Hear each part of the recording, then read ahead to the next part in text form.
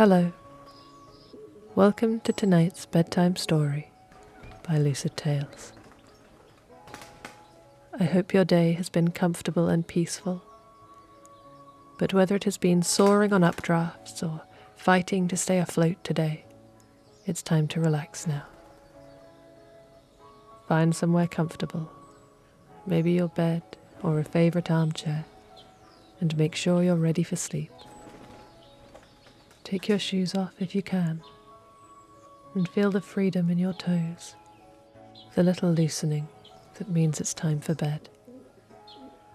Tonight's story is The Happy Prince by Oscar Wilde, retold almost exactly as he wrote it.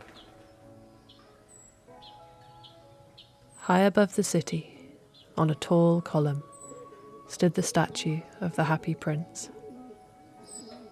He was gilded all over with thin leaves of fine gold. For eyes he had 2 bright sapphires, and a large red ruby glowed on his sword hilt. He was very much admired indeed. "He is as beautiful as a weathercock," remarked one of the town councillors, who wished to gain a reputation for having artistic taste. "Only not quite so useful," he added, fearing lest people should think him unpractical, which he really was not. "Why can't you be like the Happy Prince?" asked a sensible mother of her little boy who was crying for the moon. "The Happy Prince never dreams of crying for anything."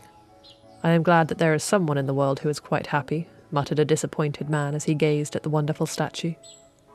"He looks just like an angel," said the charity children as they came out of the cathedral in their bright scarlet cloaks and their clean white pinafores. "How do you know?" said the mathematical master. "You've never seen one." "Ah, but we have, in our dreams," answered the children. And the mathematical master frowned and looked very severe, for he did not approve of children dreaming. One night there flew over the city a little swallow. His friends had gone away to Egypt 6 weeks before, but he had stayed behind, for he was in love with the most beautiful reed. He had met her early in the spring as he was flying down the river after a big yellow moth, and had been so attracted by her slender waist that he had stopped to talk to her. "Shall I love you?" said the swallow, who liked to come to the point at once, and the reed made him a low bow. So he flew round and round her, touching the water with his wings and making silver ripples. This was his courtship, and it lasted all through the summer. "It is a ridiculous attachment," twittered the other swallows. "She has no money and far too many relations." And indeed the river was quite full of reeds. Then, when the autumn came, they all flew away. After they had gone, he felt lonely and began to tire of his lady-love. "She has no conversation," he said, "and I am afraid that she is a coquette, for she is always flirting with the wind."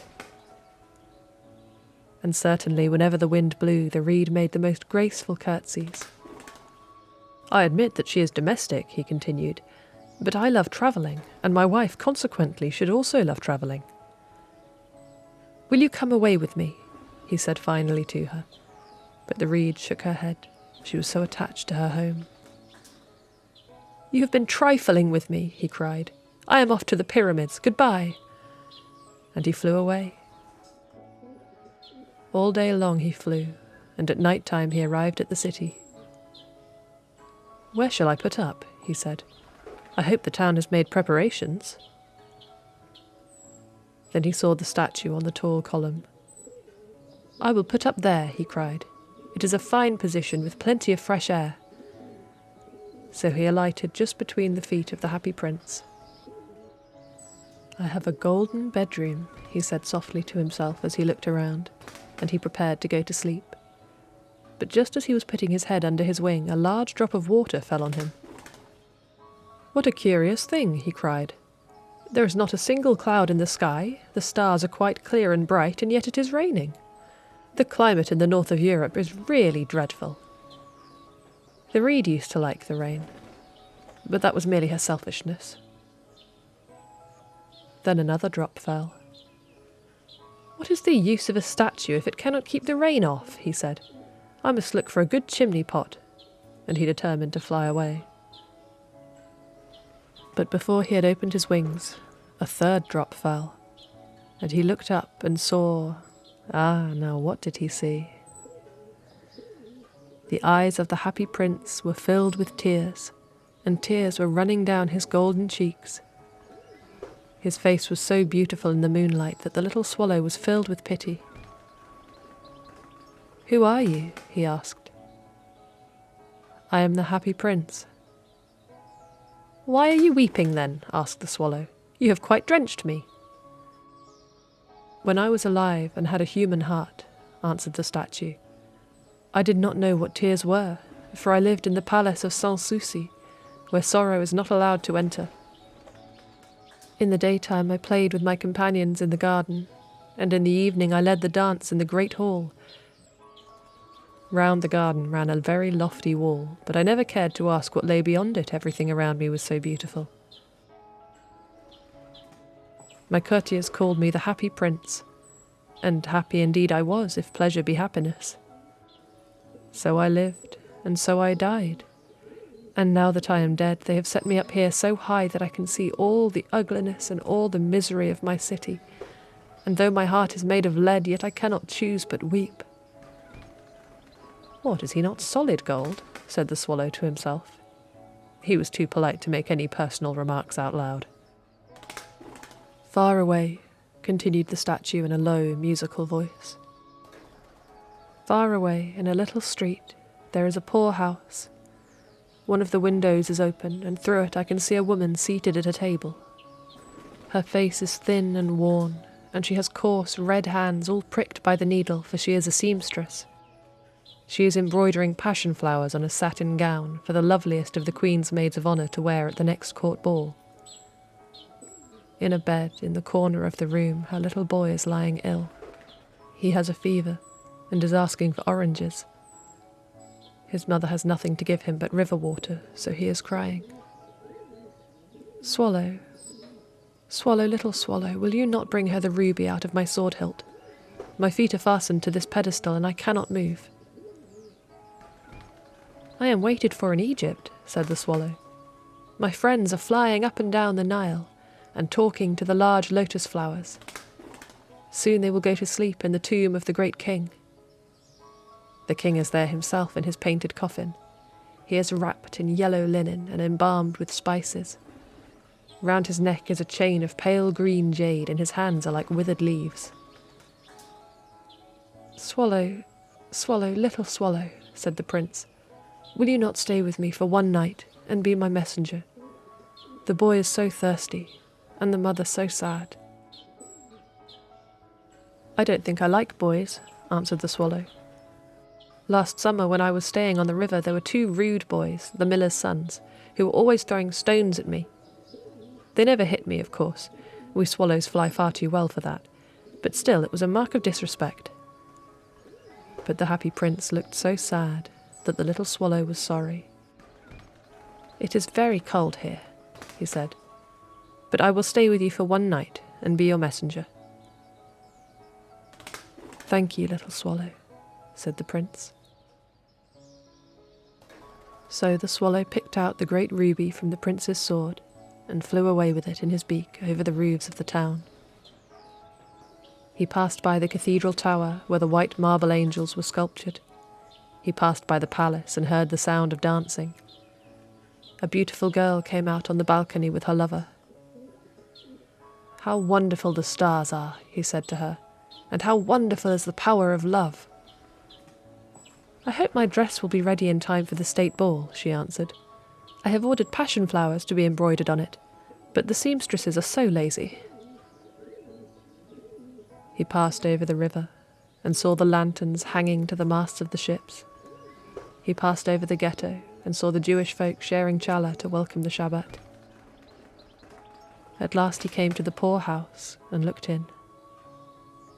The boy was tossing feverishly on his bed, and the mother had fallen asleep, she was so tired. In he hopped and laid the great ruby on the table beside the woman's thimble. Then he flew gently around the bed, fanning the boy's forehead with his wings. "Oh, how cool I feel," said the boy. "I must be getting better." And he sank into a delicious slumber. Then the swallow flew back to the happy prince and told him what he had done. "It is curious," he remarked, "but I feel quite warm now, although it is so cold." "That is because you have done a good deed," said the prince. And the little swallow began to think. And then he fell asleep. Thinking always made him sleepy. When day broke, he flew down to the river and had a bath. "What a remarkable phenomenon," said the professor of ornithology as he was passing over the bridge. "A swallow in winter." And he wrote a long letter about it to the local newspaper. Everyone quoted it, for it was full of so many words that they could not understand.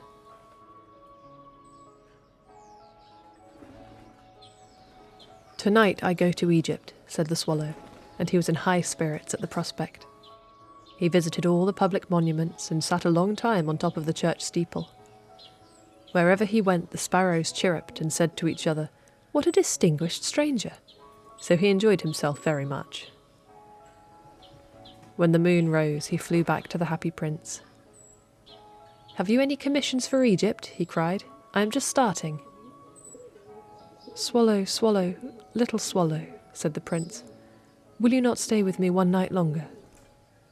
"I am waited for in Egypt," answered the swallow. "Tomorrow my friends will fly up to the second cataract.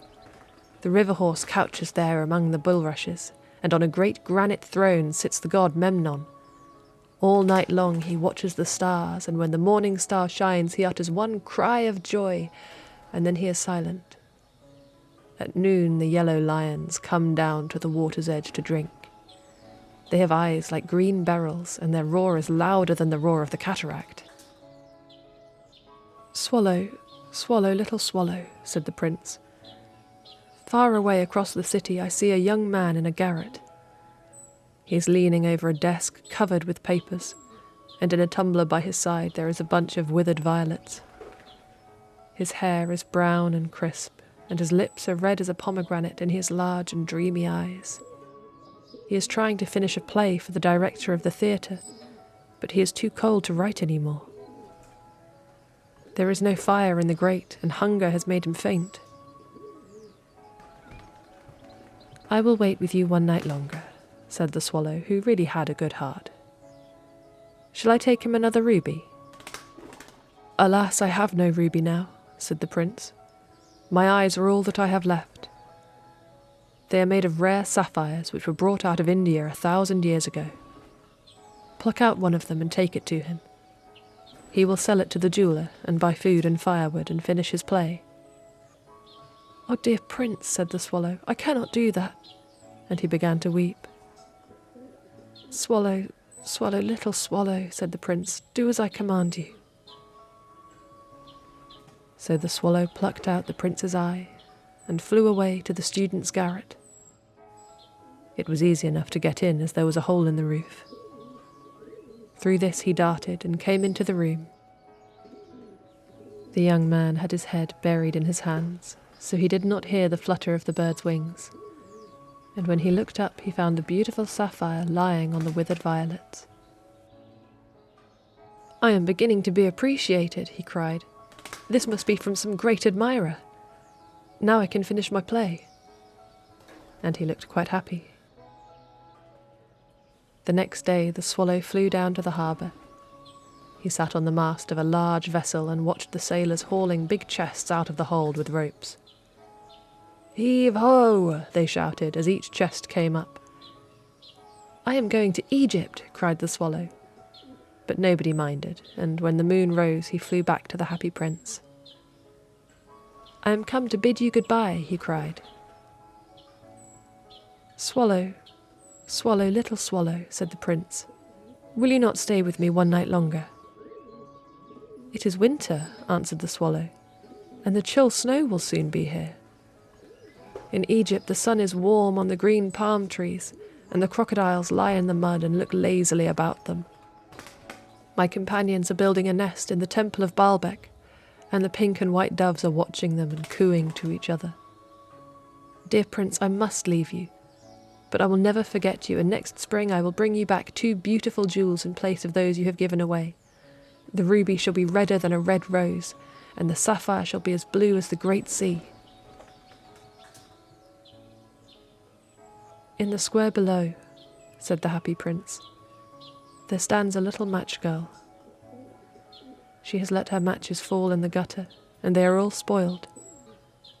Her father will beat her if she does not bring home some money, and she is crying. She has no shoes or stockings, and her little head is bare. Pluck out my other eye and give it to her, and her father will not beat her." "I will stay with you one night longer," said the swallow, "but I cannot pluck out your eye. You would be quite blind then." "Swallow, swallow, little swallow," said the prince, "do as I command you." So he plucked out the prince's other eye and darted down with it. He swooped past the match girl and slipped the jewel into the palm of her hand. "What a lovely piece of glass!" cried the little girl, and she ran home laughing. Then the swallow came back to the prince. "You are blind now," he said, "so I will stay with you always." "No, little swallow," said the poor prince, "you must go away to Egypt." "I will stay with you always," said the swallow, and he slept at the prince's feet. All the next day he sat on the prince's shoulder and told him stories of what he had seen in strange lands.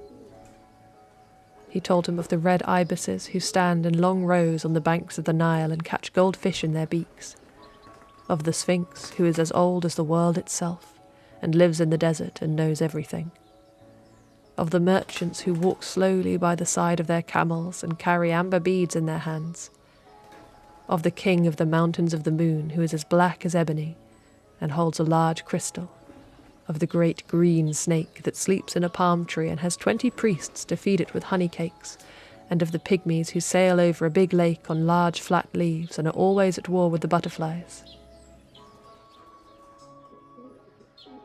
"Dear little swallow," said the prince, "you tell me of marvellous things, but more marvellous than anything is the suffering of men and of women.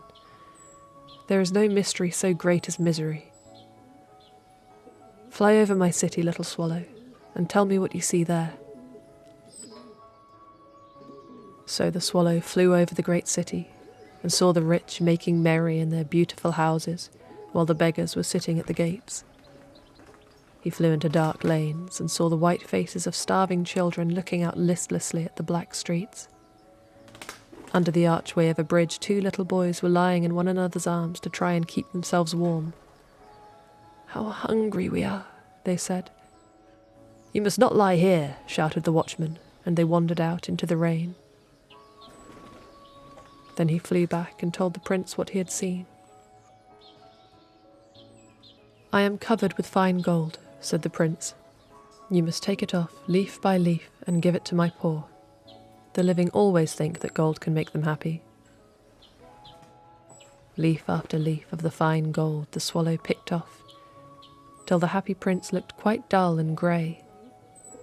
Leaf after leaf of the fine gold he brought to the poor, and the children's faces grew rosier, and they laughed and played games in the street. "We have bread now," they cried.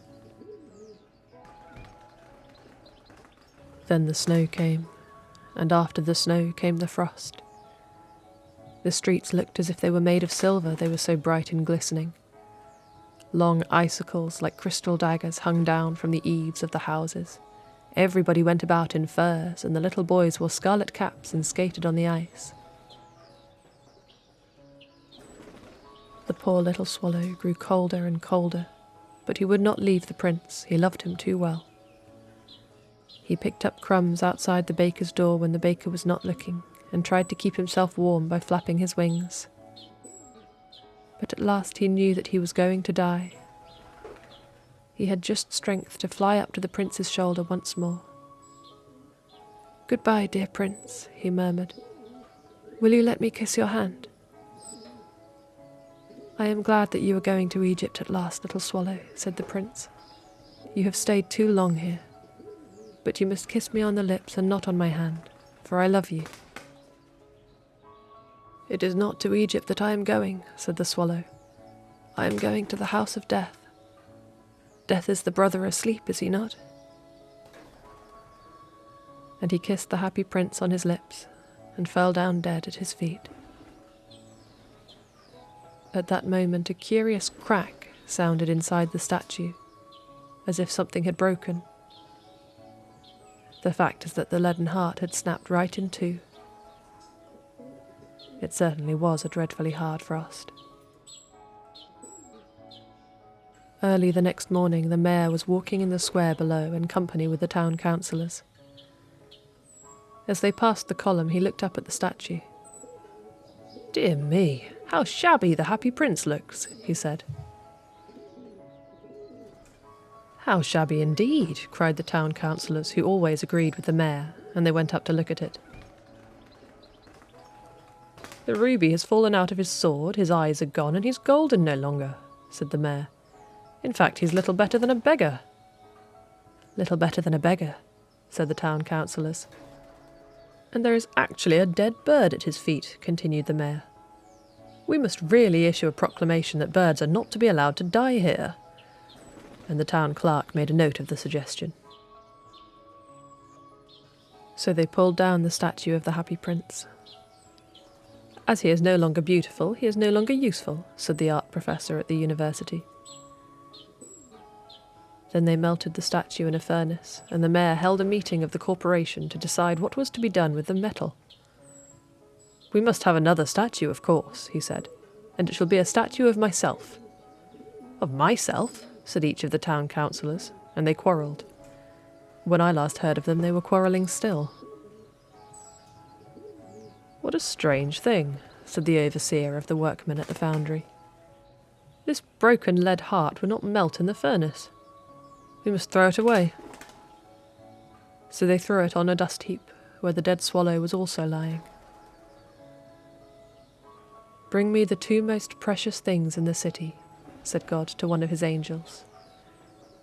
And the angel brought him the leaden heart and the dead bird. "You have rightly chosen," said God, "for in my garden of paradise this little bird shall sing for evermore, and in my city of gold the Happy Prince shall praise me." Good night. Sleep well. And I will see you on Monday for another bedtime story.